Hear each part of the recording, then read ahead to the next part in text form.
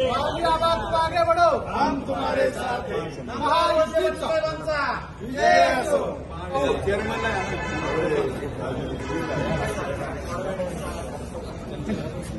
इकडे शरद पुढे बोलवला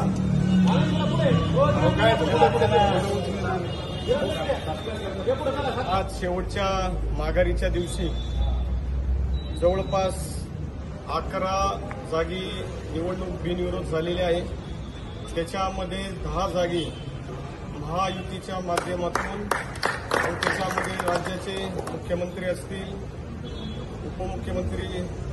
मुख्यमंत्री देवेंद्रजी फडणवीस साहेब असतील, उपमुख्यमंत्री अजितदादा पवार साहेब असतील, उपमुख्यमंत्री शिंदे साहेब असतील, माननीय नामदार दिलीपरावजी वळसे पाटील साहेब असतील, माजी आमदार त्या ठिकाणी पोपटरावजी गावडे साहेब असतील, यांच्या सर्वांच्या मार्गदर्शनाखाली जवळपास 10 जागा महायुतीच्या या ठिकाणी बिनविरोध निवडून आलेल्या आहेत।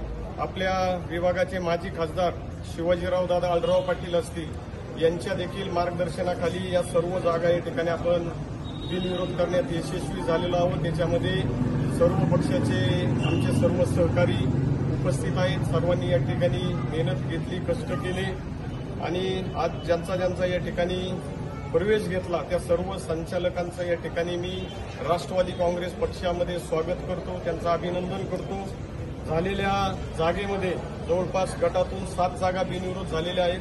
त्याच्यामध्ये जनरलमधून 4 जागा बिनविरोध झालेल्या आहेत। त्याच्यामध्ये महिला 2 आणि एनटी 1 अशा या जागा एकूण 11 जागा बिनविरोध झालेल्या आहेत। त्याच्यामध्ये बिनविरोधांमध्ये राजेंद्रजी नरवडे असतील, राहुल उर्फ किसन गवारे असतील, तसेच लहूजी थोरात असतील, कानिपनाथजी भरणे असतील, बाळासो टेमगिरे असतील, गुलाबरावजी सातपुते आहेत, नामदेवरावजी गिरमकर आहेत, सुजाताजी नरवडे आहेत, तसेच शरदरावजी कालेवार आहेत, तसेच मनीषाताई सेलार आहेत, तसेच उत्तमरावजी सोनवणे हे विरोधी पार्टीकडनं त्या ठिकाणी बिनविरोध झालेले आहेत। असे एकंदरीत या 11 जागा बिनविरोध झालेल्या आहेत। त्यापैकी आता निवडणूक ही 6 जागी होत आहे। त्याच्यामध्ये रांजणगाव गणपती गट असेल, कारेगावचा एक गट आहे, पाबळचा एक गट, धामारीचा एक गट, तळेगाव आणि बिनविरोध झाले।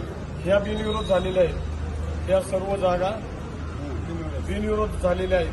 फक्त 6 जागी या ठिकाणी निवडणूक लागलेली आहे आणि 6 जागी आम्ही सर्वजण एका विचाराने आणि एका ताकदीने ह्या 6च्या 6 जागा कशा जिंकता येतील आणि निश्चितपणे महायुतीच्या माध्यमातून जो विश्वास या मायबाप जनतेने या ठिकाणी दिलेला आहे त्या विश्वासाच्या जोरावरती या 6च्या 6 जागा निश्चितपणे महायुती जिंकेल असा विश्वास मी या ठिकाणी व्यक्त करतो।